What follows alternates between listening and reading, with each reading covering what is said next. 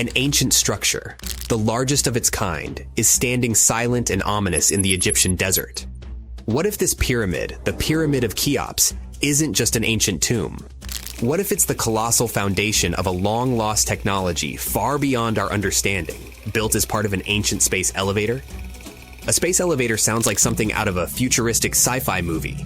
It's a massive cable anchored to Earth and going all the way up to the stars, allowing travel to and from space without rockets. What if someone managed to build it millennia before us? Let's start with the pyramid itself. The Pyramid of Cheops isn't just any pyramid. It's the heaviest and most precise of all the pyramids on our planet. Historians believe it's around 4,500 years old. But there's an opinion that it might be much, much older. Some claim that there's evidence supporting this theory, but it has been dismissed by Egyptologists. Probably because it doesn't fit the established story, or because the implications are too world-shaking. Now, look at the pyramid structure, at these huge blocks stacked with laser-like precision, aligned to true north, rising up in a sharp, stable form. Inside, there are only a few narrow, sloping corridors and a small number of rooms. The corridors don't even make sense for human movement. They're narrow, angular, probably designed to accommodate something else, something functional. The passages themselves look more like maintenance tunnels than ceremonial spaces. They don't even run horizontally, slanting inward and downward as if carrying some hidden purpose. There are also diagonal channels running from the edges toward the center, their purpose unknown. Lubrication channels or pressure tunnels. And then there's the main room, situated close to the pyramid's heart, but not right in the center. Why? Now look at this bizarre vertical shaft at the very top, piercing downward toward the center. Around the pyramid, there's rust, thousands of tons of it. What if it's the remnants of a technological complex? An ancient spaceport decayed into dust and debris millennia ago? Could the rooms have been technical chambers for maintaining the impossible? A cable that stretched all the way into space? Then the corridors and channels could have been used to stabilize, fasten, or even power this mysterious device. Historians insist these pyramids were tombs or ritual sites. At the same time, when archaeologists can't explain an ancient structure, they often default to religious use. The truth may be far more practical and shocking. The pyramid could have served as the base of an immense, stabilizing structure designed to extend a cable toward space. An ancient civilization could have built it to efficiently transport massive loads into orbit. A space elevator would have been efficient and economical and could have supported an advanced society's need for regular, dependable access to the sky. The pyramid's mass is beyond belief, and it might not be an accident. To anchor something like a space elevator, a structure would need to resist the pull of a cable stretching thousands of miles into orbit. It would need to balance centrifugal force with monumental gravity, and this colossal stone pyramid could have been that counterweight. And the pyramid's inner rooms, corridors, and channels might have served specific technical purposes. Next to the Pyramid of Cheops, there's the slightly smaller Pyramid of Khafra. It has similar diagonal corridors, similar central rooms, and the same purposeful alignment. Could it have been a version 1 space elevator? A prototype of the technology used in Cheops? Like old runways left abandoned at an airport, Khafra could be the first draft of something far grander. You might ask, why would anyone need such a colossal structure in the ancient past? Well, because the further you advance, the more you seek efficiency. A space elevator is the ultimate economical solution for transporting huge amounts of cargo to and from orbit. It's the dream of modern engineers, and maybe it was the achievement of an ancient society. We barely know who lived on Earth 10,000 years ago, let alone what technology they might have wielded. What if there was once a civilization advanced enough to build such an elevator? They may not have been human altogether. Maybe they were visitors. Perhaps they were Earth-based. We might never find the answers to this mystery. Wow! Scientists have found a lost city beneath Egypt's pyramids. And it's incredibly large, bigger than the biggest target you can imagine. Underground chambers, passageways, and vertical structures. Scientists have no idea what purposes they serve. But let's start from the very beginning. Italian and Scottish scientists studying the Pyramid of Khafra discovered something that looked like secret tunnels under 3 pyramids. This find might change what we know about ancient Egypt. The expedition, called the Khafra Project, was led by Corrado Malunga from Pisa, Italy, and Filippo Biondi from the University of Strathclyde, Scotland. Their mission was to focus on exploring Khafra's pyramid, the second largest on the Giza Plateau. Scientists uncovered a massive structure beneath the Pyramid of Khafra. Could it be an ancient Egyptian underground city? The experts analyzed the data they had and came to the conclusion that 8 large vertical structures could be hiding beneath, possibly wells or shafts. They extend a staggering 6,500 feet across. Imagine placing 2.5 Burj Khalifas on the ground, one after another, and you get the sheer size of this find. These shafts also plunge nearly 2,000 feet underground. Some of the deepest underground stations in the world are located at a mere 380 feet underground or so. These cylindrical shafts are surrounded by spiral paths. Picture some old Gothic castle. They're connected to 2 giant, weirdly shaped chambers. Are those cubes? Or possibly bowls? Each of these chambers is likely more than 260 feet across. Now, even though we know about the structures now, no one has figured out their original purpose yet. Want to hear something even more shocking? Okay then. The team is almost sure that similar access points can be found under all 3 pyramids. In other words, all of them might be linked by a hidden system of underground tunnels, chambers, and passages. Even deeper, about 4,000 feet under the surface, there might be more unknown structures. And doesn't it add to the mystery? But the coolest news is that, according to some team members, these hidden structures near Giza pyramids could align with the legendary Halls of Amenti. In ancient Egyptian mythology, it's a place where people are believed to arrive when they're close to the end of their days. There, they are said to take a 3-day-long trial, facing their biggest fears. Now, how did scientists even discover these hidden spaces?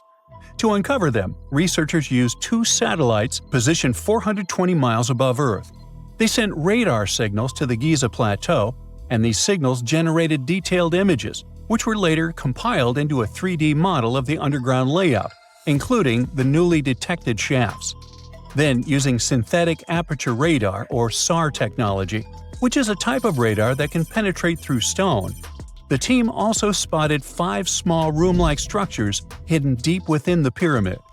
One of these chambers contained a sarcophagus, which was once thought to be the tomb of Pharaoh Khafra. But now, scientists believe this was a mistake. The true burial site is likely to be elsewhere.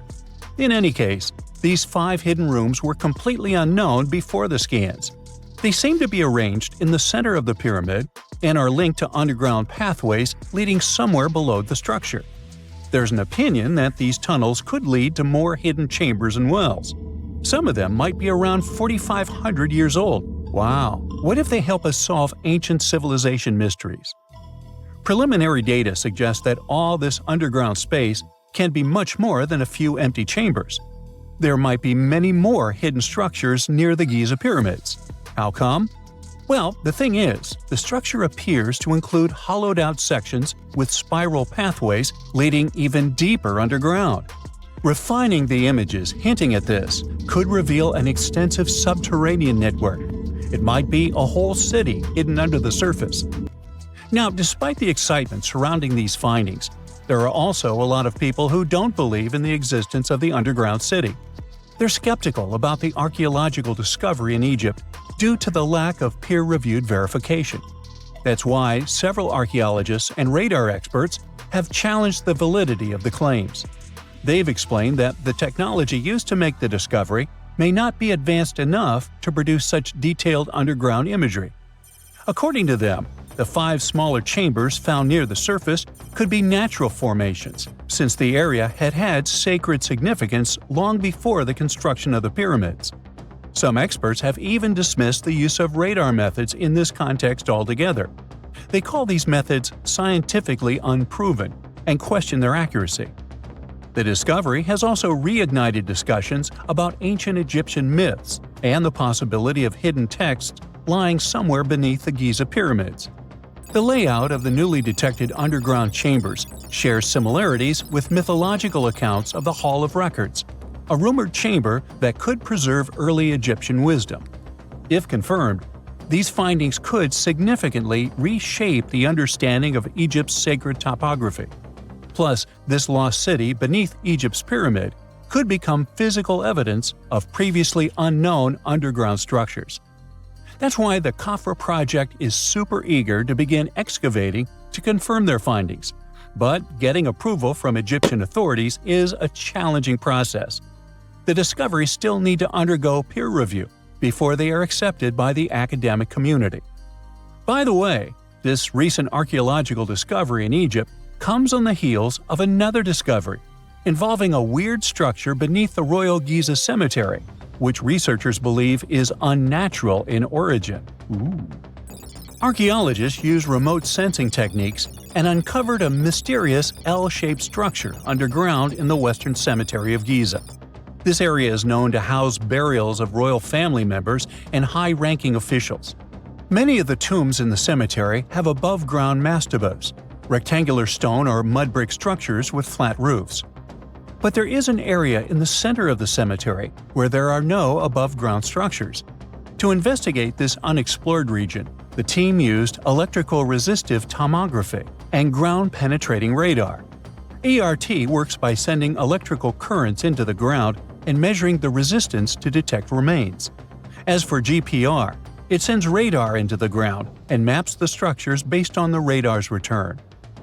The team found an anomaly about 6.5 feet beneath the surface. It appeared to be an L-shaped structure measuring at least 33 feet in length. The readings suggested that the structure had been backfilled with sand after its construction. This made the team hypothesize that it could be a mix of sand and gravel, or possibly an air void. This anomaly was classified as a highly resistive structure, which meant it didn't occur naturally. Motoyuki Sato, the study's lead author and professor at Tohoku University in Japan, claims that the structure is not a natural formation due to its sharp shape. Another weird thing about ancient Egyptian pyramids is that historians have long believed that they were built primarily for royals and high-status individuals who had the wealth and power to create such massive structures. However, new research from the archaeological site of Tombos in modern-day Sudan challenges this assumption. The thing is, Tombos' pyramid may have served as burial sites for low-status workers as well as elites. The hard-working members of ancient communities may have found their last resting place in some of the most visible monuments, including the pyramids. Located along the Nile River in the ancient region of Nubia, Tombos became part of Egypt after its conquest of the area around 1400 BCE. That's when Egypt established the site to strengthen its colonial control. Workers at Tombos built pyramids, but those were much more modest than the famous pyramids of Giza. The research team reanalyzed 110 human skeletons from Tombos, originally studied in 2012. In particular, they examined the entheses, the areas where tendons and ligaments attach to bones. Such an analysis can give us insights into the amount of physical labor a person performed. When someone does hard labor, their bones often develop distinct crests and ridges at these attachment points due to the stress on the tendons and ligaments. And while some skeletons showed little change in their entheses, suggesting they belonged to individuals from the upper classes, others showed more serious changes. It means they belong to lower-class workers. This finding can totally challenge our earlier understanding of pyramid burials, especially the idea that only elites were buried in the pyramids, because the pyramids themselves were designed for the elite. This recent research may prove that lower-class workers may have found their final resting place in these monumental structures too. X-rays are a type of invisible radiation that can pass through our bodies and objects. They're very important in the field of medicine because they allow doctors to see inside our bodies without having to perform surgery. Now, let's dive into how X-rays work. They're a kind of electromagnetic radiation, just like light or radio waves. However, they have much higher energy than light, which makes them able to go through objects that light cannot. Imagine you have a powerful flashlight. If you try to shine it through a wall, the light won't go through because the wall is too thick. But these rays have enough energy to go through walls and even our bodies. The discovery of X-rays happened by accident in the late 19th century. A scientist was experimenting with cathode rays, which are a type of radiation. He was working in his lab and noticed that a nearby fluorescent screen started to glow, even though it was not directly exposed to the cathode rays. He realized that something invisible was causing the fluorescence, and he named it X-ray, because X is the mathematical symbol for something unknown. He continued experimenting with such rays and discovered that they could pass through many objects, like flesh and bones, but not through denser materials like metal. He also found that X-rays could create images on photographic plates, just like a camera takes pictures. The way this works is quite fascinating. Imagine you're standing in front of a bright light and you hold your hand in front of your face. Your hand blocks the light and you can't see through it. But if you place a sheet of tissue paper in front of your hand, some light will pass through, and you'll be able to see the outline of your hand. X-rays work in a similar way. When a doctor wants to take an X-ray of a part of your body, they will ask you to stand or lie down next to a machine. This device has a special plate that can capture the image. Let's say the doctor wants to further examine your arm. They will place the X-ray plate on one side of your arm and the machine on the other side. Then, the machine will produce a controlled burst of X-rays that pass through your arm. Remember how we talked about the tissue paper allowing some light to pass through? Well, in this case, some of those X-rays will go through your arm, while others will be absorbed or blocked by the denser parts of your body, like bones. The plate captures the X-rays that pass through your arm, and it creates an image. This image shows the bones and other structures inside your body, allowing the doctor to see if there are any problems or injuries. Now, you might be wondering why X-rays can pass through some things but not others. It has to do with the density and composition of the objects. Denser materials like bones absorb more X-rays, so they appear white in the image. So when you look at the result, you'll see your bones as white shapes. Other tissues like muscles and organs are less dense and allow some of those rays to pass through, so they appear as gray shadows. What if I told you there's a whole new way you can peek inside objects, but without using X-rays? I'm not talking about magic powers. Take a comfortable seat while I explain what muography is. This fascinating scientific technique allows us to see inside objects and even beneath the Earth's surface using a special type of particle called a muon. These elementary particles are very similar to electrons, but they're much heavier. They are created high up in the Earth's atmosphere when cosmic rays, which are particles coming from space, collide with the air molecules. Now, muons are special because they can pierce through different materials. They can pass through rock, soil, and even buildings. Scientists realized this potential back in the 1950s when they were studying cosmic rays and noticed that some of the particles could pass through thick materials. The first muography experiments took place in the 60s. Specialists discovered that muons can be detected using special devices called muon detectors.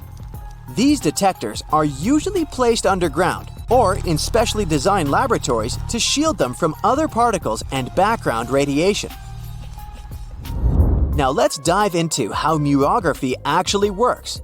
Imagine you have a large object, like a pyramid, a mountain, or even an ancient statue, and you want to see what's inside without damaging it. First, detectors are positioned around the object or in the area you want to examine. These detectors are sensitive to muons and can track their paths. When such a particle passes through a detector, it leaves a trace, like footprints in the sand. By collecting data from multiple detectors, scientists can reconstruct the paths. Here's where things get really cool. The Earth's atmosphere acts like a natural filter for muons. It turns out that the more massive an object is, the more particles it will block. So, if you have a large, dense object like a mountain, fewer muons will pass through it compared to a smaller, less dense object, like an empty box. This difference in the number of particles that reach the detectors can give us clues about what's inside the objects. scientists use computer algorithms and mathematical techniques to analyze the data and create images. These images represent the density distribution of the object being studied. It's like creating a map that shows where the densest areas are and where there's gaps inside the object. The concept of muography is similar to using shadows to understand the shape and size of an object. Imagine you're standing in front of a bright light and you place your hand between the light source and a wall. You'll see a shadow of your hand on the wall. Based on the shape and size of the shadow, you can get an idea of what your hand looks like, even though you can't see it directly. This technique has been used to study various objects and structures. For example, scientists have used it to explore the inside of volcanoes and pyramids, and even to investigate the structure of mountains and the Earth's crust. With the help of this amazing technique, scientists have now uncovered new information about the Great Pyramid of Giza. They discovered something that had eluded tomb raiders for centuries. They found a hidden chamber. And guess what they named it? The Big Void. Yeah, I know, not the most creative name. They even used 3 different muon detection techniques just to be super sure that it was indeed a big, mysterious void inside the grandest pyramid of them all. Once news got out about this mind-boggling discovery, Egyptian authorities couldn't resist the temptation to explore further. So they brought in an endoscope camera to confirm the existence of this epic void. So they inserted a camera through one of the openings underneath the entrance, and voila! It revealed a corridor. More so, the corridor had a chevron ceiling. I can't help but imagine the ancient Egyptians using it as a cool dance floor. Another team of scientists decided to take another shot at scanning this newfound void. According to them, the Great Pyramid of Giza is a pioneer in the pyramid game. It used a technique called chevron to cover internal structures and keep them from collapsing. Now, why did the ancient Egyptians build this corridor and the grand void it leads to? One theory suggests that the corridor was built to relieve pressure inside the pyramid. Another theory says that the void could be a result of the pyramid's construction process. It could have been an internal ramp used to move roof blocks into position, and then it was left there or filled loosely with rubble. According to other enthusiastic explorers, there might be another burial chamber waiting to be discovered. They believe that the pyramids were built with a dash of randomness in the construction process. As the builders worked their magic, they realized that some chambers wouldn't be able to handle the weight of a majestic sarcophagus. So they made adjustments on the fly, creating new plans as they went along.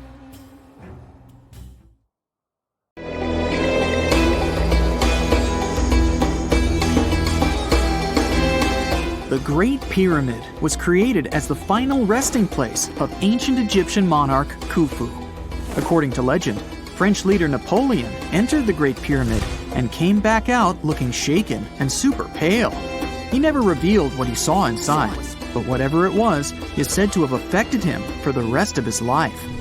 When Napoleon entered the pyramid, he would have walked through a super tight and ascending passageway. He'd then go through another passageway known as the Great Chamber. This corridor would have been much taller than the previous one and would have cobbles too. He'd then reach the King's Chamber, the centerpiece of the Great Pyramid, which was lined with huge blocks of granite. But it wouldn't have looked as grand as we might imagine. There are no hieroglyphics decorating its walls, as Egyptians only began decorating the burial chambers of pyramids much later on.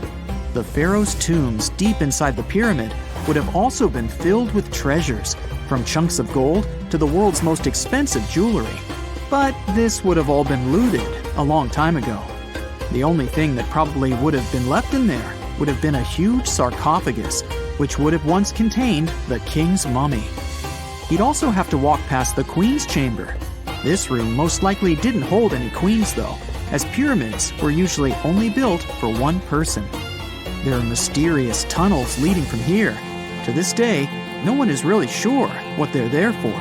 And that's not the only mysterious and creepy thing Napoleon may have encountered, as stories of pharaohs leaving ancient curses on pyramids go way back. Many pyramids had warnings written on the outside telling of horrifying things that would happen to those who entered and disturbed the peace. We might not know what exactly Napoleon found in the Great Pyramid that scared him so much, but we know for sure what was found in Tutankhamun's tomb. Tutankhamun was an ancient Egyptian pharaoh who was only 8 or 9 years old when he took to the throne. He became a cultural phenomenon when his tomb was discovered almost completely intact in 1922. His pyramid sits in the Valley of Kings in Thebes, modern Luxor, which is in Egypt. Unlike the Great Pyramid, Tutankhamun's tomb was covered in beautiful wall decorations. The walls told the story of how he would travel to the afterlife through the underworld. Egyptians believed all people would have to take this journey, so they would fill their tombs with objects and paintings to help them get there. There'd also be spells painted on the walls. They believed this would help people pass over to the next realm. The journey would be pretty long, and for that reason, the ancient Egyptians would also fill the pyramids with food. Tutankhamun's pyramid was filled with 8 fruit baskets. They even found something called gingerbread fruit in there. The rooms were jam-packed with furniture, statues, clothes, and staffs, amongst a whole bunch of other things. You'd likely find a lot of clothes and expensive jewelry in the pyramids as well. The ancient Egyptians wanted their ancestors to travel in style to the afterlife. They put Tutankhamun in his final resting place with over 50 pieces of clothing, all of the highest quality. There were tunics, scarves, gloves, and headdresses, and a ton of jewelry. Bracelets, pendants, necklaces, rings, and scarabs for protection were all found inside. Each of them was made of gold or precious stones. There were also fans made of ostrich feathers to keep the old pharaoh cool in the hot Egyptian sun. But the temperature inside the pyramids never actually went above 68 degrees Fahrenheit. The ancient Egyptians developed a super cool air conditioning system that we don't fully understand even today. Tutankhamun's pyramid also contained 130 walking sticks made from ebony, ivory, silver, and gold to help him on his journey. There were 3 chariots hidden away in case he got tired of all the walking. They also put 11 boat paddles inside, but there was no sign of any boat. The pyramids would be littered with the pharaoh's favorite scents and perfumes. During the excavation of Tutankhamun's pyramid, it quickly became clear that it had been robbed during ancient times. There was damage to doors and traces of oils left in empty jars. It looks like someone raided the pyramid for gold and the scents, perfumes, and oils that had been left for King Tut. There was still a bit of perfume, which was made from coconut oil and frankincense, left in one bottle. It seems like Pharaoh Tutankhamun loved board games. There was an ivory traveling set of senet in his pyramid. Although we don't know for sure exactly how to play it, we have figured out it was sort of an ancient Egyptian version of backgammon. It looks like it was a 2-player game where the goal was to knock your opponent off the board. Not really sure who Tutankhamun's mummy was supposed to play with, though. The ancient Egyptians had some rituals that may seem pretty strange to us. For example, they used to shave their eyebrows off if they ever lost a cat. So it's not too surprising they put some really weird things inside pyramids. Archaeologists discovered a collection of mummified cats and scarab beetles in pyramids that date back more than 4,000 years. They were found in the pyramids of Saqqara, which is south of Cairo. They also found a bunch of makeup kits and mirrors inside. Makeup was worn proudly by both men and women in ancient Egyptian times. Eyeliner was the most popular cosmetic. The Rosetta Stone was one of the best discoveries ever made in pyramids. It was found by our man Napoleon Bonaparte and his team. It's a black granite rock that dates back to 196 BCE. It's transcribed in Greek, demotic, and hieroglyphic. When it was translated in 1822, we got the key to understanding ancient Egyptian hieroglyphics for the very first time. The discovery of Queen Hatshepsut's mummy in 1903 changed our understanding of the Egyptians forever. After she had passed away, her successor, Thutmose III, removed most of the evidence of her reign, so we basically knew nothing about Egypt's first great female leader. She's now gone on to become one of the few and most famous female pharaohs of Egypt. Pharaoh Khufu even had a fully fledged boat in his pyramid. archaeologists uncovered more than 1,200 pieces of a giant boat near the Great Pyramid at Giza. They reassembled the boat, and it's a whopping 144 feet long. It's most likely a solar boat, which was designed to carry the resurrected king with the deity Ra. Fun fact, the Pyramid of Giza is the last remaining of the 7 wonders of the ancient world. The other 6 are the Hanging Gardens, the Colossus, the Temple of Artemis, the Mausoleum, the Lighthouse, and the Statue of Zeus. This pyramid was also the world's tallest man-made structure for 3,800 years, and it's the biggest pyramid in Egypt. It took a staggering 2.3 million blocks of limestone, and some weighed as much as 80 tons. It took an incredible 100,000 laborers and a whopping 23 years to build. Its original height was a mega 480 feet. In 2017, archaeologists discovered something weird about Egypt's Great Pyramid. There's a hidden void that's at least 100 feet long, and no one really knows why it's there or what's actually inside it. The weird void is the first inner structure discovered within the 4,500-year-old pyramid since the 1800s. Scientists used cosmic rays to detect the massive hole, but are still no closer today to finding out what's inside. The ancient Egyptians took a lot of care building the pyramids, and everything was strategically placed and structurally sound, so it's super unlikely that this hole is due to blocks falling over time. Loads of pyramids also contain small model figurines called ushabti.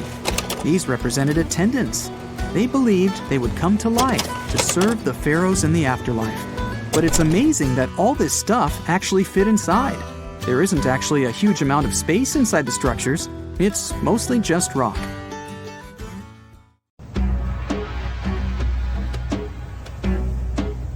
This is not a dune set. This is a very real desert in Niger.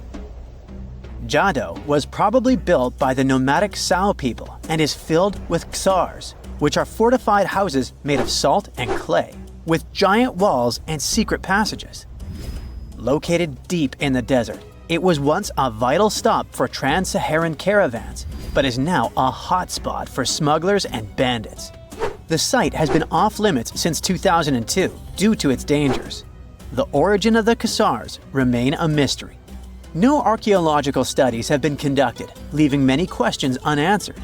Even today, shifting sands reveal and conceal parts of these ancient ruins, fueling local speculation about what might still be hidden beneath the desert. Speaking of connective tunnels, scientists were blown away by the discovery of lava tubes in Saudi Arabia. These underground passages form when molten lava cools down. Researchers believe that ancient nomadic groups may have utilized these tunnels to survive the super harsh desert climates. While excavating the tunnels, archaeologists uncovered artifacts, rock art, and skeletal remains. The art and animal bones show that the people who used the tunnels were probably sheep and goat herders. They're still piecing together whether these groups lived in the tunnels for extended periods or just used them as temporary shelters. The Great Pyramid of Giza has been standing for thousands of years, but it's still hiding secrets. Using special scanning technology, scientists found 2 hidden structures under an ancient burial ground. The first is a shallow L-shaped structure, and below it is a much larger space that could be a final resting place or a chamber. The smaller structure was filled with sand on purpose, while the deeper one might be an empty chamber. Experts believe the two are connected, possibly as an entrance leading to a secret chamber. This is big news because it might give us some more insight into who built the pyramids and why. The world is full of ancient writing, but some messages refuse to give up their secrets, like the mystery of the Bashplemi tablet. This unusual stone, pulled from a lake in Georgia, is covered in symbols no one can read. Even with modern technology, experts are completely stumped. The tablet is about the size of a book, with 60 symbols carefully carved into its surface, but 39 of them don't match any known language. Some resemble scripts from ancient civilizations in the Middle East, India, and Egypt. but none are an exact match. To make things even trickier, part of the tablet is broken off, meaning a piece of the puzzle is missing forever. To rule out a hoax, scientists studied the tablet closely. They confirmed it's made of vesicular basalt, an extremely tough local rock. Whoever carved these symbols must have been really skilled. Based on similar archaeological finds, experts believe the tablet could date back thousands of years, possibly to the late Bronze or early Iron Age. Some symbols repeat, which could mean they're numbers. Maybe it's an inventory list, a record of battles, or even an offering to the deities. Until someone cracks the code, the Bashplemi tablet remains an unsolved mystery from the depths of history.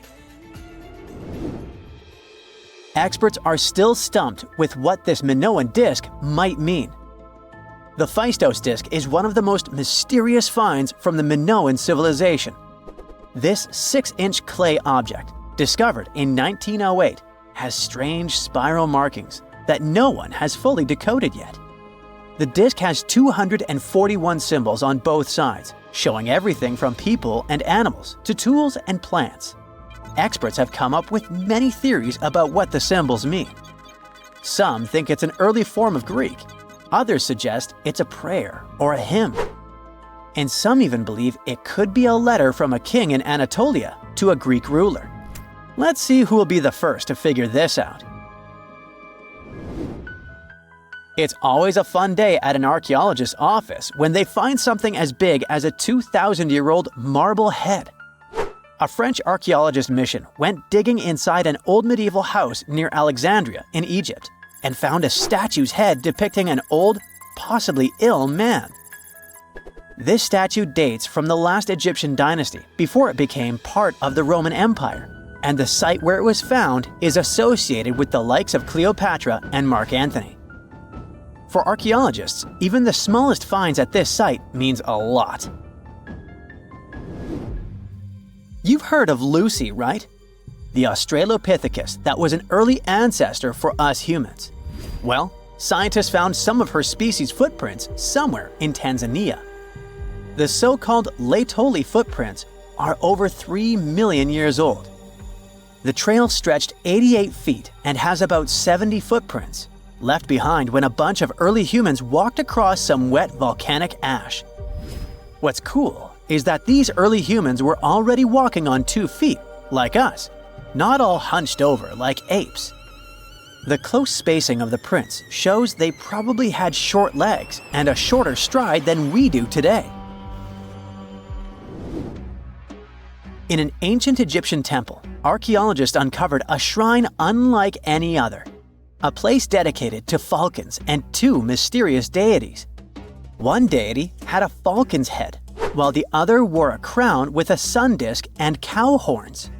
But the most baffling discovery was an inscription that read, "It is improper to boil a head in here."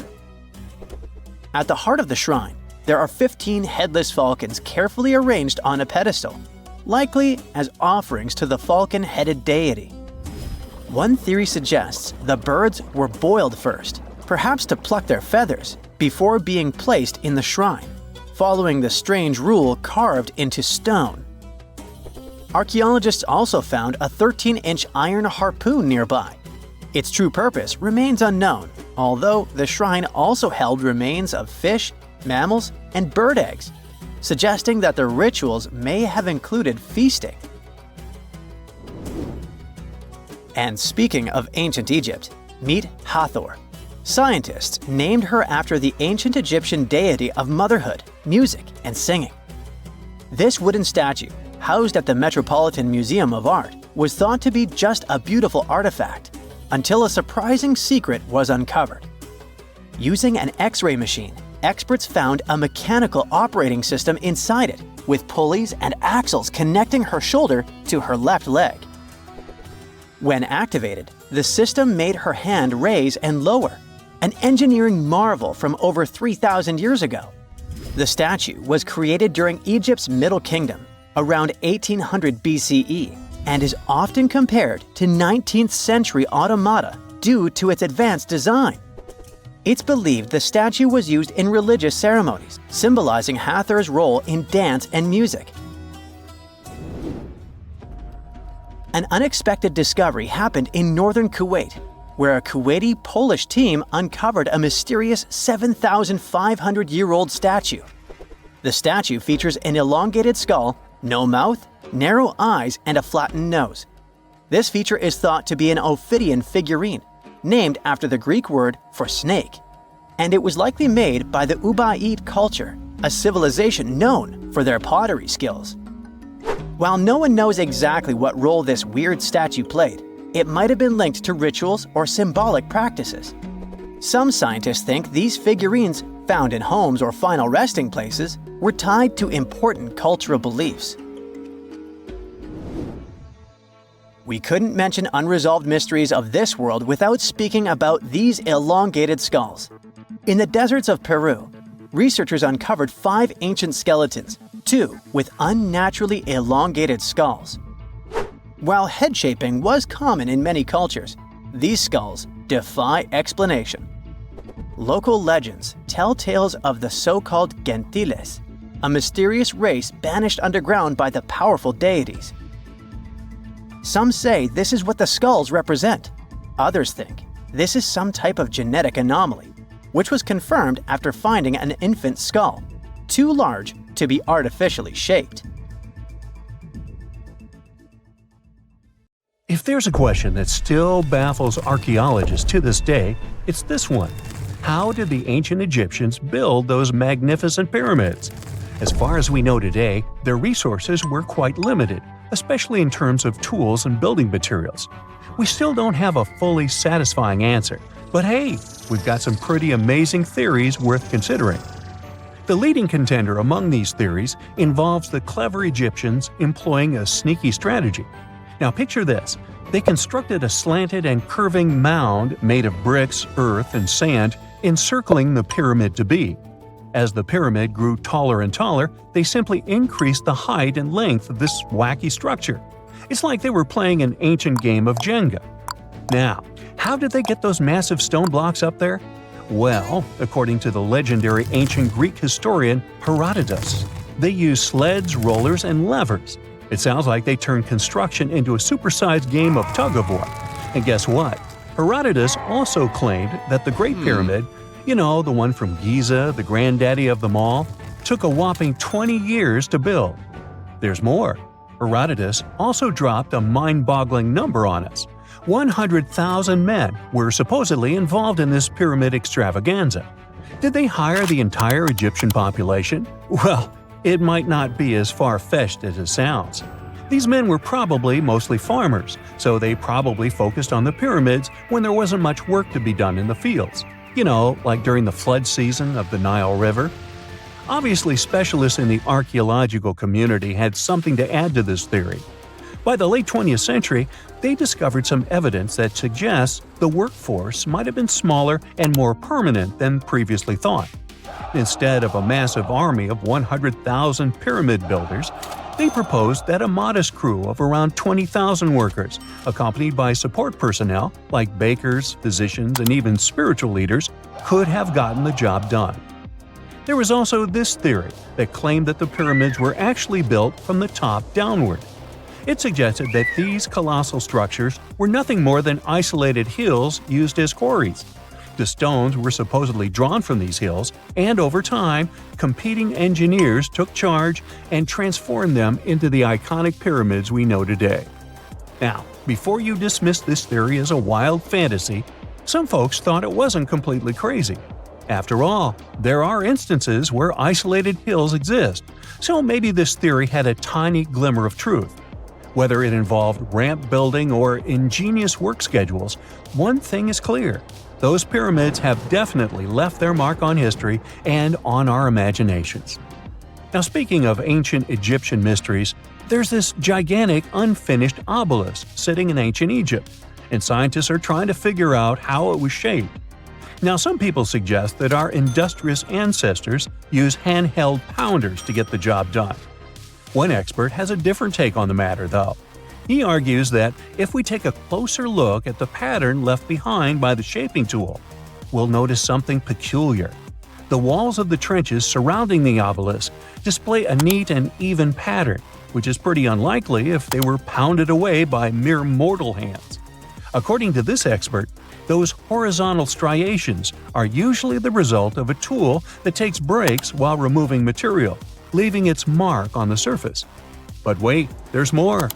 Imagine the tool being rocked back and forth against the trench walls, clearing away the waste to keep the trench from narrowing. Well, in that case, the tool might have left some funky horizontal striations where it was pressed against the sidewall. This sounds like some fancy technology at play, don't you think? And guess what? The dynastic Egyptians probably didn't have access to that kind of know-how. Another famous Egyptologist from way back also uncovered a bunch of core drills during his adventures. Although the actual drill bits are missing, his collection houses these particular core remnants made of limestone, alabaster, and even granite. These constructions aren't the only amazing thing the ancient Egyptians left behind, though. As it turns out, the Egyptians were the genius minds behind the creation of the handheld mirror. Yeah, that little mirror you use every day to check yourself out. But here's the twist. These mirrors are like pieces of art. They were decorated with inscriptions and figures. But that's not all. The Egyptians had a serious concern with their appearance. They knew the importance of personal hygiene and looking fabulous. So, in their quest for pearly whites, they invented toothbrushes and toothpaste. Dental problems were pretty common back then, and their smiles weren't exactly all white. Dentistry wasn't their strongest suit, you see. Maybe their minds were distracted by all that pyramid building. So that doesn't mean those ancient toothpaste recipes weren't amazing.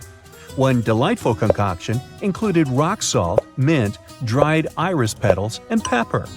Some brave dentists in the 21st century tried it out, and it worked pretty well.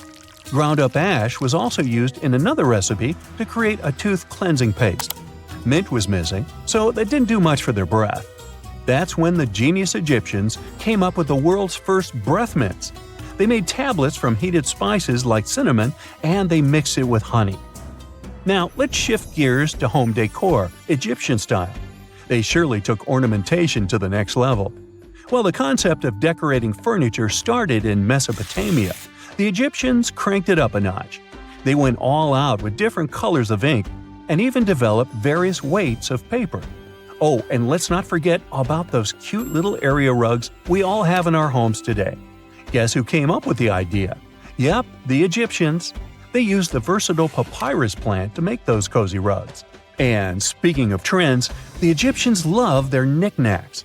They had an assortment of small figurines in the shapes of cats, dogs, and people. These statues were made from various materials, like simple sun-dried mud to the ultimate bling of gold. It all depended on how loaded you were. The Egyptians were also all about farming, and they knew that clean water was crucial for their crops and animals. That's why they came up with some nifty inventions and techniques to make sure their land was fertile and their plants were happy. First off, they had the genius idea of using ox-drawn plows. They had two types of plows, heavy and light. The heavy plow would strut its stuff, cutting deep furrows in the soil, while the lighter plow followed behind, fluffing up the earth. But they didn't stop there. After plowing, the Egyptians would break up clumps of soil and sow the rows with seeds. To give those seeds a good old squish into the furrows, they'd march their livestock across the field, effectively closing up the furrows. But hey, all that hard work would be pointless if their seeds were as dry as the Sahara. That's where irrigation comes into play. The Egyptians were so good at it that other cultures, like the Greeks and Romans, couldn't help but copy their techniques. Now let's switch gears and talk about the marvelous architecture of ancient Egypt. These folks weren't just skilled farmers, they were also architectural maestros. They built these fancy canals to carry water to farms and villages, and boy, did they know how to make those canals look pretty. Just imagine strolling along a canal lined with ornate structures. The pharaoh Ramesses the Great was quite the overachiever when it came to construction. One of his mind-blowing creations was the construction located at Abu Simbel. This building was designed so that twice a year, the sun would shine directly into it and illuminate the statues of Ramesses. And let's not forget about the corbelled arch. Without this architectural gem, we'd be missing out on some mind-boggling structures like the Great Pyramid. The Egyptians knew how to make things stand tall and proud, thanks to their engineering and construction wizardry. They built grand halls and inner sanctums that make your jaw drop, and some of these temples doubled as astronomical observatories. The year is 1923. Two teenagers sneak out of their homes in the middle of the night in Florida City. Rumor had it that an old man was building a rock castle by himself. But every time someone tried to see what the old man was doing, he would stop working. The curious teens managed to sneak into Ed's backyard and saw something they could later describe as magic. They recalled seeing rocks moving around like helium balloons. The old man was moving up to 30 tons of stone by himself to build his castle. Even if he didn't allow anyone to see him working, he would proudly talk about it around the town. But whenever people asked how he was building a stone castle all on his own, he simply answered, "I cracked the secret of the pyramids." This story begins in Latvia, Edward Leedskalnin's home country. Edward was born in a small village on January 12, 1887. He was born in a family of stonemasons, which is probably where he learned ancient techniques of building. However, he grew up as a sickly boy, which meant he could never carry much weight or undergo heavy physical activity. At the age of 26, an unfortunate turn of events determined Ed's fate. The love of his life broke off their engagement, and heartbroken Ed decided to move to the United States. He lived in a couple of American states before finally moving to Florida, where his life's adventure started. Ed spent years searching for the right spot of land to build his dream house. He always rejected good farmland. When people wondered why, he only smiled. Finally, when he bought land of his own, it was deemed terrible by his close friends. The soil was bedrock. He could neither plow nor farm it, but it seemed perfect for what he was seeking to build. Ed's close friends would often describe him as eccentric. When asked why he wanted to build a house, he would only say, "It's for my sweet 16. Someday she's coming back." Then, he changed the topic of the conversation. It took Ed about 30 years to finish Coral Castle, and he did it all by himself. He would only work under the cloak of night and never let anyone see what he was doing. The completed Coral Castle embodies a number of unsolved mysteries. If you were to visit the site back then, you'd have to go through a 9-ton, 8-foot-tall revolving gate door that even a kid could push with just one finger. Ed was so proud of this door that he originally named the site Rock Gate Park. It was renamed Coral Castle only much later, after Ed's passing. Once inside, visitors would access the incredible wonders of Ed's constructions: towers, mystic symbols, furniture, and swing sets, all made entirely of monolithic blocks of stone. The stones are set on top of each other, using only their weight to keep them together. And believe it or not, the entire park gathers around 1,100 tons of stone.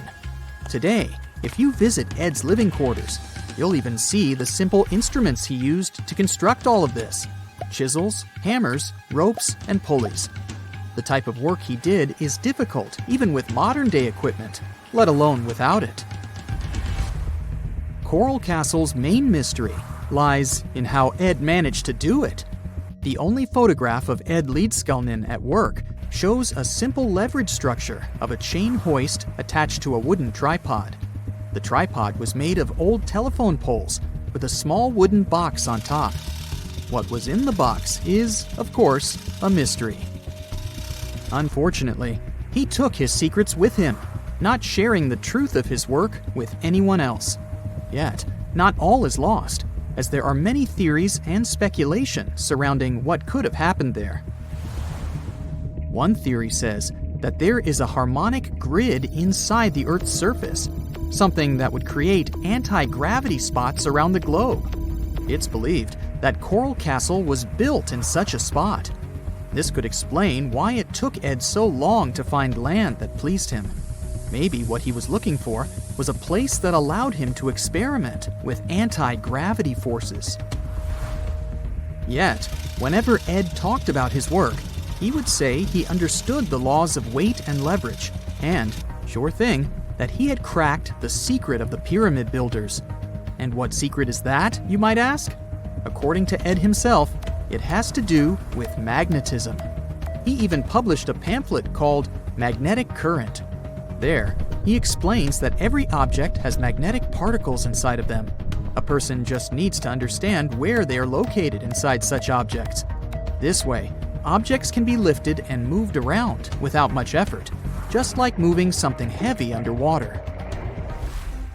Researchers say that if we assume Ed Leedskalnin and the pyramid builders used the same technique, then it would only have taken 4,700 workers to build the Great Pyramid of Giza, instead of the 20,000 to 100,000 that is currently estimated. But this story just keeps on getting more and more mysterious. In the late 1920s, Ed was finishing the construction of Coral Castle in Florida City. Rumors about his work had spread around town.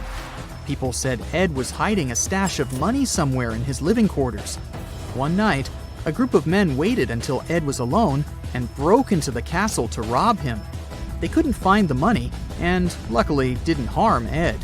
But in the following days, he decided that it was best he moved out of that land. Of course, he took more than his toothbrush along with him. Ed decided to move the entire Coral Castle to another land 10 kilometers away from where he had built the park. Legend says he hired a truck driver and asked him to swear secrecy about what Ed intended to do. He asked the driver to look away while Ed loaded the truck by himself, moving all of the rocks without any help.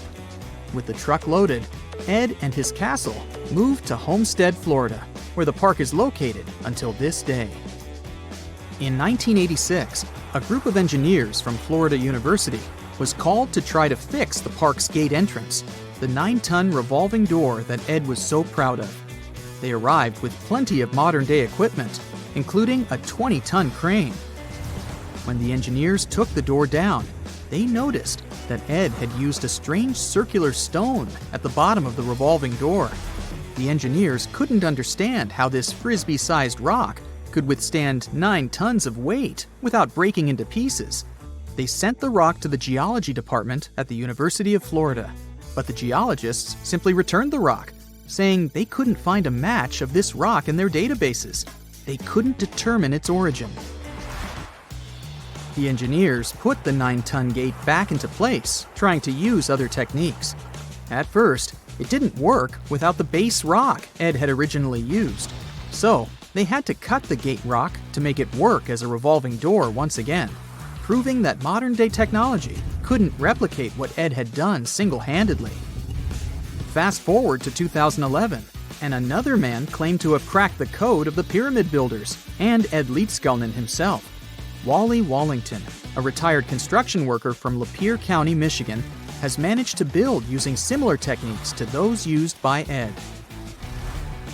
Wallington is known for having built his personal Stonehenge in Michigan. He is said to have used simple machines, such as levers and counterweights, moving around multi-thousand-pound concrete blocks. Unlike Ed, Wallington has shared his techniques with the public. Multiple videos are showing the clever engineering he built from very simple materials. It sure is impressive. The man has moved his entire barn into another property just with the help of simple tools. However, there is no way to prove that these were the same techniques used to build Coral Castle. To this day, the secrets of Coral Castle haven't been unraveled. But hey, we can always keep trying to solve it. It's nighttime, and you're about to walk inside Pharaoh Tutankhamun's final resting place. You know, King Tut. You don't have a torch, but at least you came with a flashlight. You walk down several flights of stairs and observe how the walls are carved in hieroglyphics and what looks like a spell. Those who take anything from this place will be doomed for life, the spell says. Even if you don't really believe it, this scares you a little bit. You find a huge stone door. Is it a trap? You manage to open it, but oh no, it's only an empty chamber. You check your map. It seems like you're heading in the right direction. After what feels like hours, you realize you must be trapped inside a labyrinth. You try to retrace your steps, but you can't find the door where you came in from anymore. That's it, you think to yourself. You've fallen for the Pharaoh's trap. What's worse, you didn't bring a lunch. Okay, so we've all seen Hollywood movies where the main character is exploring ancient ruins and faces some seriously dangerous traps, right?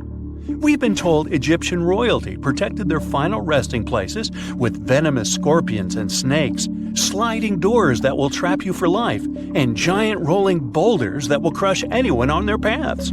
The thing is, were these traps truly real?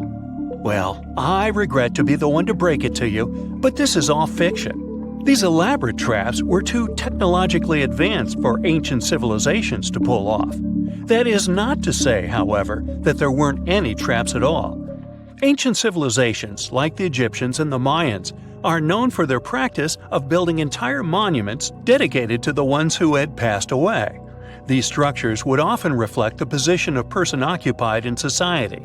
So, for the really important people, the VIPs of their times, massive monuments were built to host their bodies long after they were gone. Some of these civilizations believed that a person's life would continue on the other side of the veil. For that reason, a person would be buried together with the belongings of their current life. If they had a lot of money and power and stuff, that meant their resting places would be filled with riches and gold. Now imagine if you lived in ancient Egypt and you knew exactly where all the pharaoh's tombs were located and had heard rumors of the amount of wealth kept in these places. Maybe you would be tempted to go check it out, right? We're talking about large rooms filled from floor to ceiling with golden artifacts, jewels, and even money. I mean, it does sound tempting. And since there weren't any security guards protecting the entrance of these places, Egyptians needed to get creative as to how they would protect these riches. These old civilizations found some traps to be useful. A recurring one was building empty rooms inside the monument to confuse a burglar. Now, let's take a look at Amenhotep III's final resting place as an example.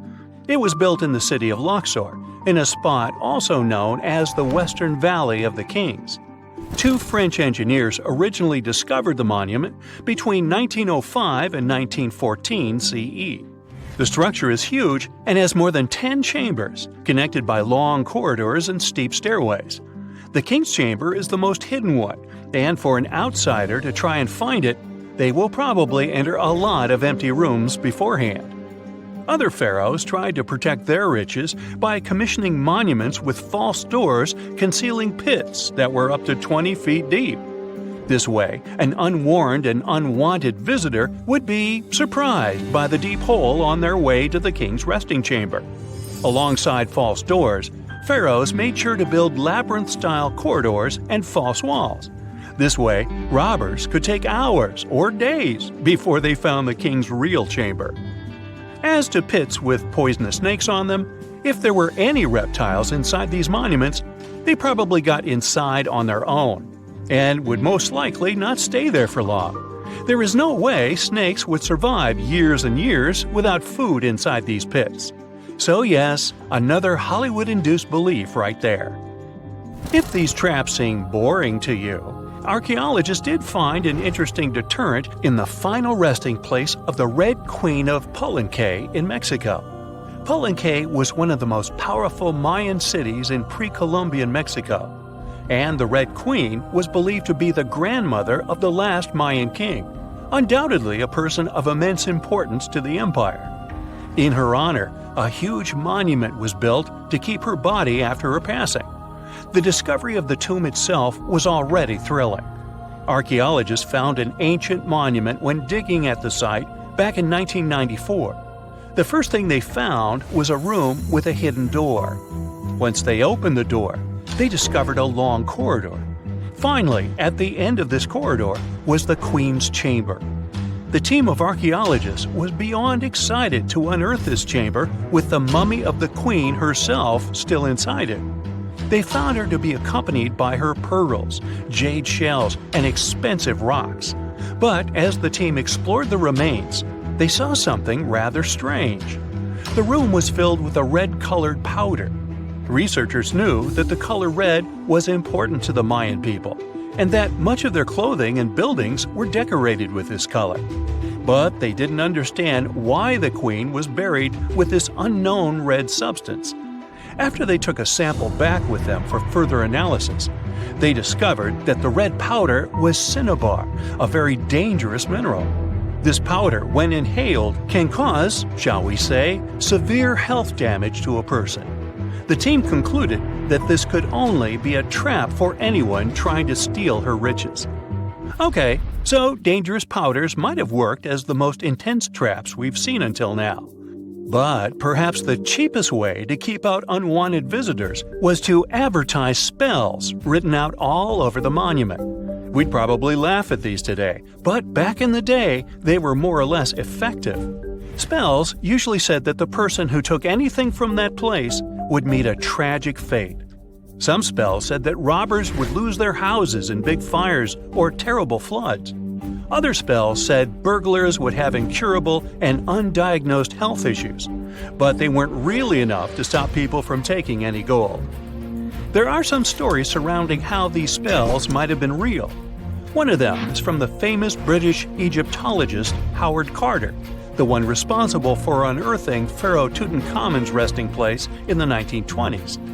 After months of unsuccessful digging, Carter discovered the tomb's existence by chance. He found the entrance to a stairway right beneath the soil where he had been searching all those months. With the help of a team, he cleared the piles of sand blocking the stairs and discovered a doorway. The door had several royal symbols carved into it, and Carter knew this could only mean a very important person had been buried there. And he was right. With a chisel, he made a hole in the top left-hand corner of the doorway and lit his vision with the help of a candle.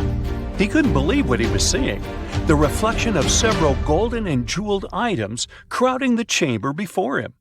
Lost for 3,000 years, Carter had just discovered the final resting place of King Tut. But the story didn't finish here. This discovery was accompanied by a series of unfortunate events that led people to believe it had something to do with the pharaoh's spell. Carter himself mysteriously passed away just a few years later, and some of his assistants lost their houses in floods, just like one of the spells threatened. Some say it's just coincidental, as there's no real proof of these things being connected. Well, what do you think? Was this an effective trap after all? Consider the Great Pyramids, one of the original 7 wonders of the world and the only one that still exists today. Did you know that the pyramids of Giza weren't the only pyramids out there? And they weren't even the first ones. First, there were the pretty good pyramids, but they didn't catch on. Nah, I made that up. Back to the story. In ancient Egypt, it was believed that kings were chosen by gods to serve on earth as their mediators. In the afterlife, they were expected to become gods themselves. The pyramid complex was built to make sure that the king had everything they might need in the afterlife. The complex included the pyramid, a palace, and temples. The tomb in the pyramid, where the king was buried, was filled with many things they might need, like furniture, food, and gold vessels. Actually, the first pyramid had been built 80 years before the first pyramid of Giza appeared. Overall, there were around 100 of them. Some weren't finished though, since the construction took a while and not every pharaoh lived long enough to see the end of the construction. And now let's talk about the construction itself. The biggest of the pyramids of Giza is as tall as a 40-story building. So how on earth did they manage to build a structure that massive 5,000 years ago, long before machines and other equipment appeared? Well, let's figure it out. So Pharaoh Khufu ascended the throne around 2575 BCE, and his architects started the construction of the oldest and biggest of the pyramids of Giza. He figured that over 2 million limestone blocks had to be used to build the pyramid, each weighing around 2.5 tons, around the weight of a rhino. The architect wanted to finish the construction in 20 years. To make it possible, a stone had to be carried and pushed into place every 4 minutes, 24 hours a day, 7 days a week, and 365 days a year, except leap year. So obviously, a lot of workers were needed to make it happen. Many believe that it was enslaved people who worked at the pyramid's construction site, but that's not true. Workers came from all over Egypt to contribute to the project. All in all, around 25,000 of them. The Egyptians were doing all kinds of work, starting with manual labor and crafting tools to administrative work. They all worked around 10 hours a day. They were housed and well fed, and they were overall living a more comfortable life than an average Egyptian could afford at that time. Supposedly, the builders lived in a nearby temporary city and were a highly organized community with a strong leader. The pyramids seemed to be designed to align with the points on a compass, and their sides symbolized the rays of the sun. But back at that time, there were no compasses. Ancient Egyptians figured out the directions themselves and with amazing precision. To align the pyramids, they used 2 constellations. The construction site was arranged on the west bank of the Nile River. This also had a symbolic meaning. Just like the sun sets in the west, life sets in the west as well. The second pyramid of Giza was for Khufu's son, Pharaoh Khafre. It's a bit smaller, but this one has the famous noseless statue of the Sphinx. Of course, originally it had a nose. I would tell you what happened to it, but it's still a mystery, and no one knows for sure. Sphinxes have the body of a lion and the head of a human.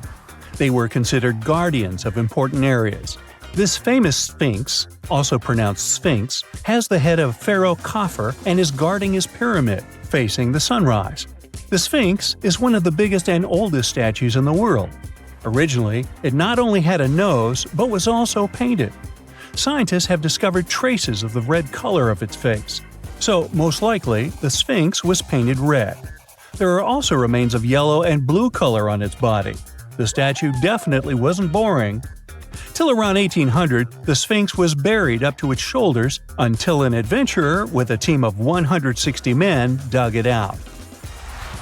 But let's get back to the construction. The workers, of course, needed stone blocks. There were 2 main places where people could get these stones. One source was close to the construction site, but that fossil-lined yellow stone was only suitable for the pyramid's interior. The limestone blocks for the exterior were hauled from 8 miles away on 30-foot-long sleds. Apparently, it wasn't too hard to pull them. The sand mixed with the right amount of water was pretty slick, and 10 people could move a sled even with a rock weighing so much. Surprisingly, cutting off a block of limestone wasn't the biggest problem. When in the ground, it was soft and could be split relatively easy.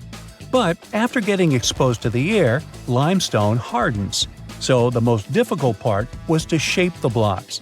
That step was crucial because the smallest inaccuracies could lead to the whole pyramid collapsing. So, okay, those limestones were mined, carried on a sled, shaped, and then what? How could they be put into place? Well, this is still a mystery.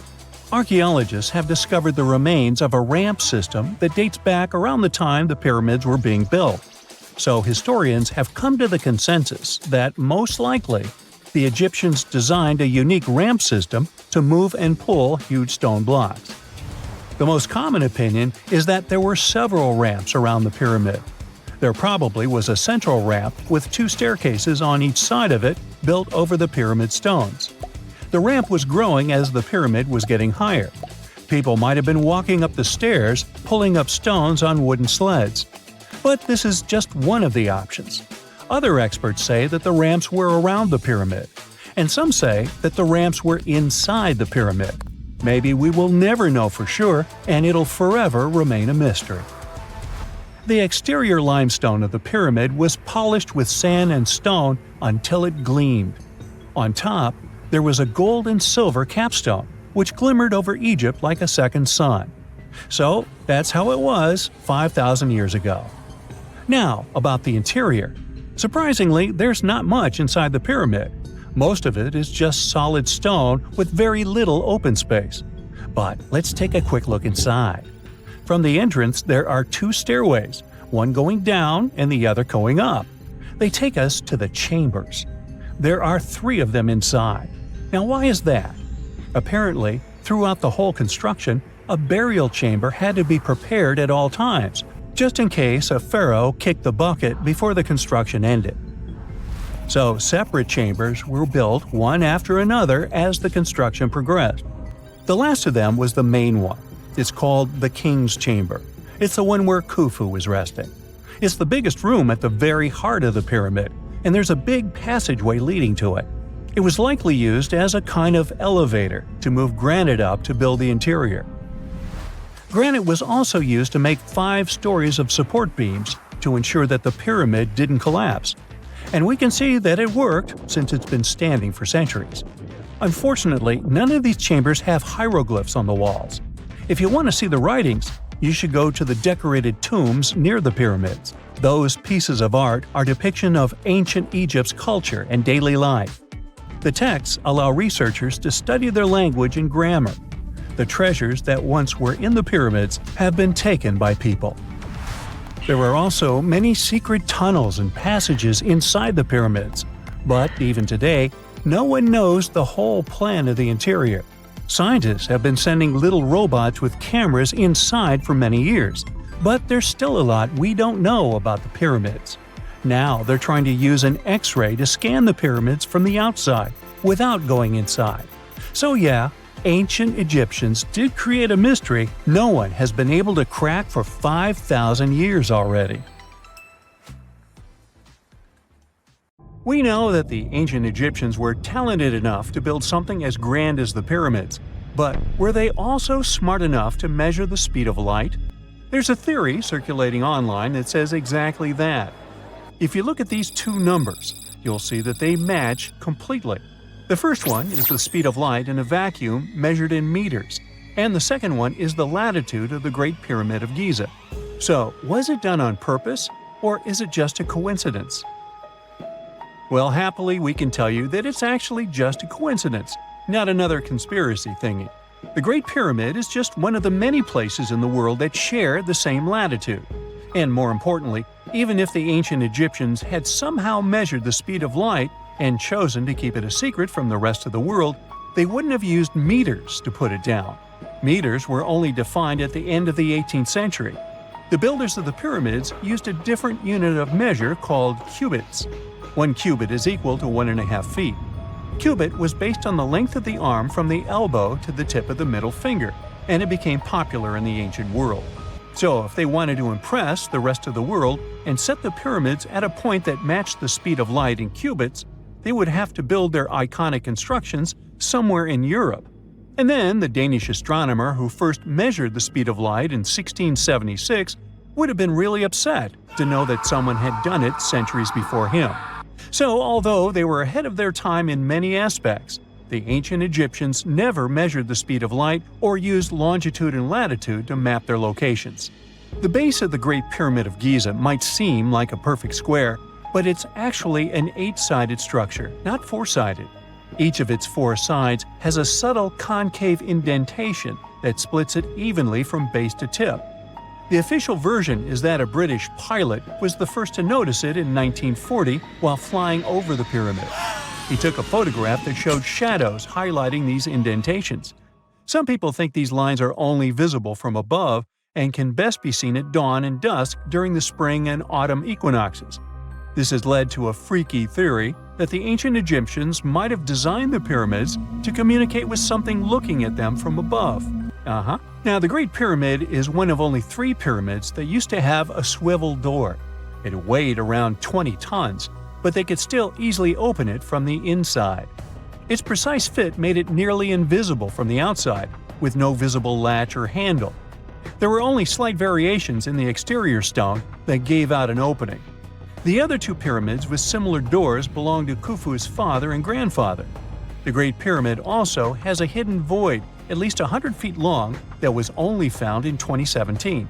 We still don't know what lies within the space, what purpose it served, or if it is the only space of its kind. Researchers use the same tech to see through cathedral walls, Mayan pyramids, and even volcanoes. It depends on a natural shower of subatomic particles called muons. They pass more easily through empty space than through solid materials. So if they arrange multiple muon detectors around a structure, scientists can map out its solid and empty areas. A team of scientists placed muon detectors inside the Great Pyramid and allowed them to gather data for months. Scientists have analyzed samples of the mortar used to build the pyramids many times. Although we know its composition, modern technology still can't replicate it. The mortar is mostly made from processed gypsum, but it wasn't used like the cement we use for bricks today. Instead, they used it to support the joints between the massive stones as they were set in place. The estimated amount they needed to construct the Great Pyramid was around 500,000 tons of mortar. The gypsum mortar is stronger than the stones themselves and has held up for thousands of years. Now, all four sides of the Great Pyramid are aligned with the cardinal points – north, south, east, and west. According to geologist and engineer Glenn Dash, the alignment is accurate to within 4 minutes of arc, or 1/15th of a degree. The architects managed to achieve this without modern tools like drones, blueprints, or computers. Many researchers try to explain this construction miracle.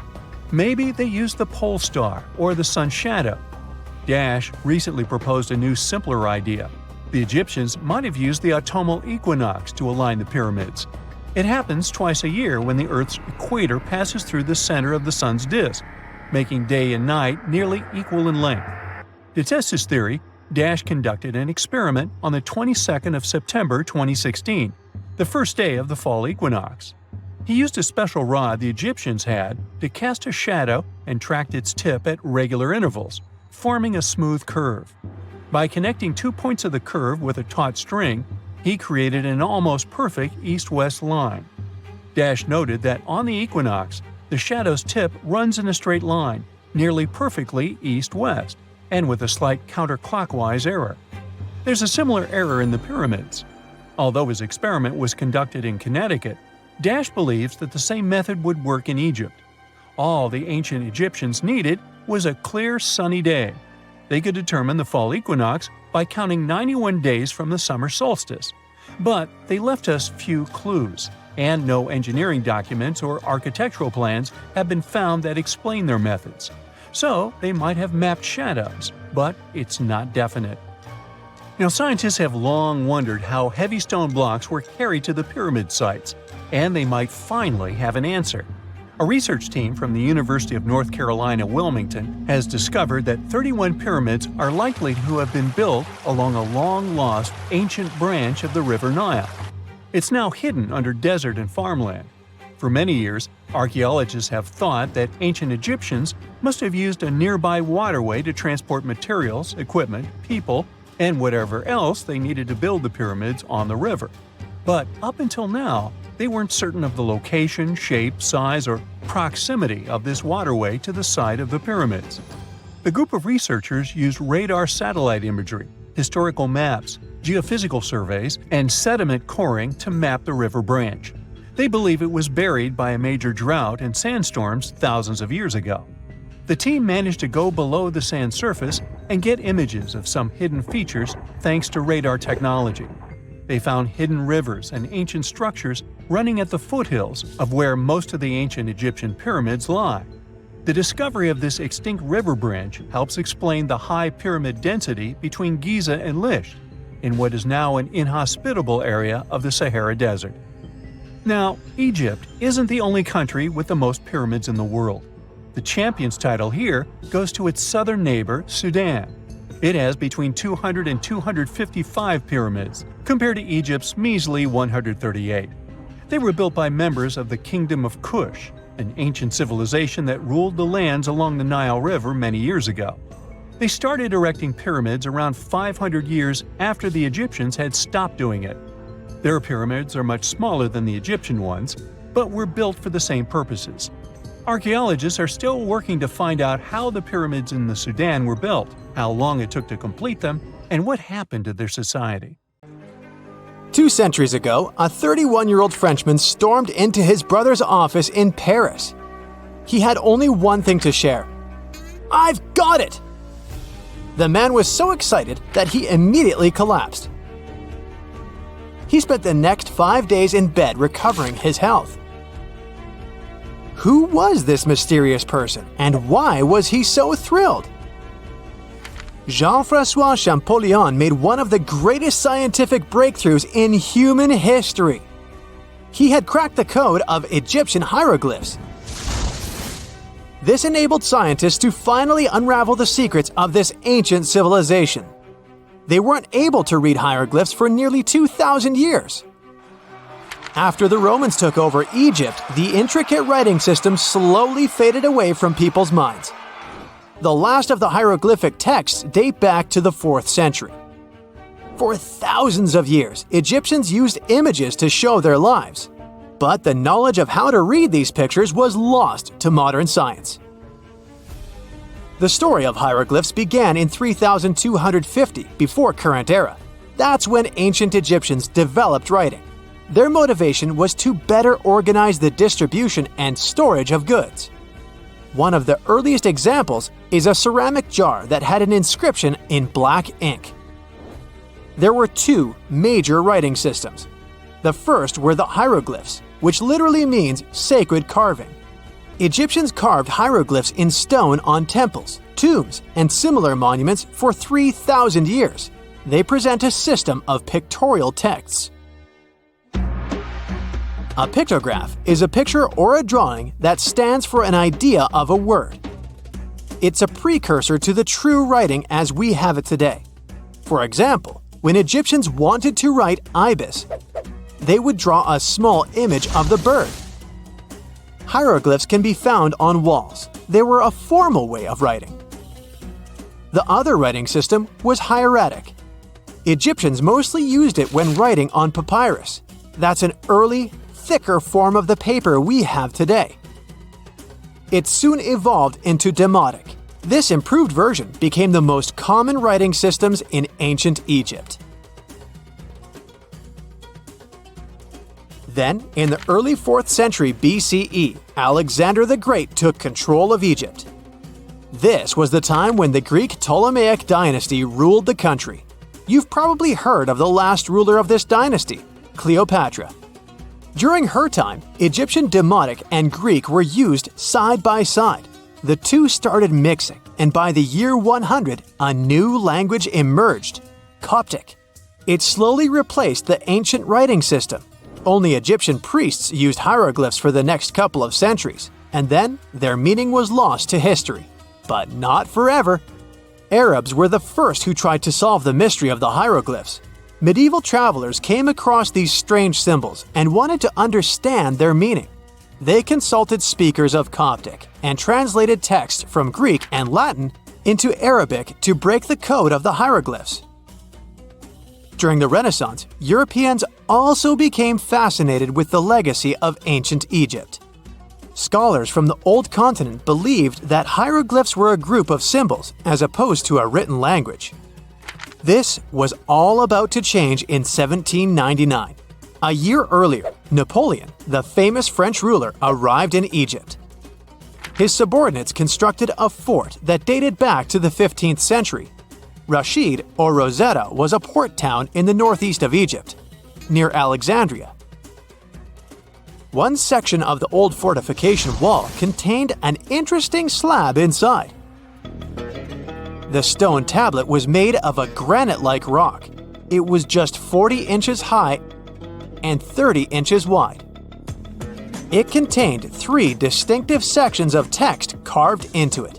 The letters were in 3 scripts and 2 languages: hieroglyphs, demotic, and Greek. It was a fragment of a larger ancient stela. These are upright stone slabs that are used to dedicate to a person or an event, but the one from Rosetta was damaged. 2/3 of the hieroglyphic text on the top was missing. The bottom Greek text lacked a cornerstone. The only fully preserved section was the writing in demotic in the middle of the slab. It eventually ended up in the British Museum. The scientific community was intrigued, and the race was on to decipher it. Prints and casts of the slab went out all over Europe. Scholars already knew ancient Greek, so in theory, this shouldn't have been so hard. The first people who saw the Rosetta Stone thought the process would take 2 weeks. In the end, it took 2 decades. The main issue was the fact that hieroglyphs and spoken ancient Egyptian didn't have a connection anymore. Scientists didn't know what sounds the letters on the slab corresponded to. Imagine if English disappeared 1,000 years in the future. Then someone finds a tablet with the word dog. At first, they wouldn't know how to read the word or the individual letters. Even if they figured out how to pronounce the word, they wouldn't know its meaning. This is what linguists were dealing with in the case of the Rosetta Stone. The careful study of the artifact produced another find. The texts weren't direct translations of each other. They both described the same event, but in different words. It was like you saw a movie with 2 friends, and then all 3 of you wrote different reviews about it. The original text was probably in Greek, but the translators added extra words to make it sound more Egyptian. An English physician and physicist, Thomas Young, made the first great breakthrough. He knew that the name Ptolemy appeared several times in the text based on the Greek translation. This wasn't an Egyptian name, so it was impossible to represent it with a single image. The only way to spell out this Greek name was to use symbols that sound like it when produced. This is called transliteration, and we have it today as well. This is how foreign-sounding words are written down in Chinese or some Slavic languages. Young focused on sets of hieroglyphs in oval frames. These are called cartouches. He experimented a bit but finally discovered that one of them read, Ptolemy the Great. The individual hieroglyphs that made up this name corresponded to sounds needed to produce it. This is where our mysterious man from the beginning of the video enters the picture. Champollion picked up where Young left off. He knew Coptic, so the Frenchman was able to determine what many other hieroglyphs sounded like. The eureka moment was close. It came while he was studying a cartouche from a site dedicated to Ramses II. It had 4 symbols. The last 2 were the same. He determined this was the sound S. The first symbol was the sun. This is Ra or Re in Coptic. So the cartouche read Ra something SS. Can you already guess the name? Of course, it's Ramses. This breakthrough finally cracked the code. Ancient Egyptian wasn't a mishmash of cool-looking images. It was a phonetic language that Jean-François Champollion discovered in September of 1822. The stone slab is today known as the Decree of Memphis. The Egyptian Council issued it in this city in the year 196 before current era. In it, they expressed their loyalty to the pharaoh. They erected identical stelae in temples all across Egypt. The Rosetta Stone was just one copy of them, but its content is less important than the fact that Champollion's translation gave these ancient peoples their voice again. During the 1800s, European scholars didn't think that the Egyptian civilization was much older than classical Greek or Roman. Now that scientists could read hieroglyphs, a whole new chapter of human history opened. One of the most famous finds in the history of archaeology happened in 1922. That's when the British archaeologist Howard Carter discovered the tomb of Pharaoh Tutankhamun in Egypt's Valley of the Kings. The whole world admired King Tut's golden mask. But without Champollion's pioneering work, it would be impossible to know who its owner was. The young pharaoh's cartouche is phonetic. For instance, you pronounce the pictograph of a chick as the vowel U. The symbol for the key of life is an ankh, and there is a shepherd's crook in the end. It symbolizes the word ruler.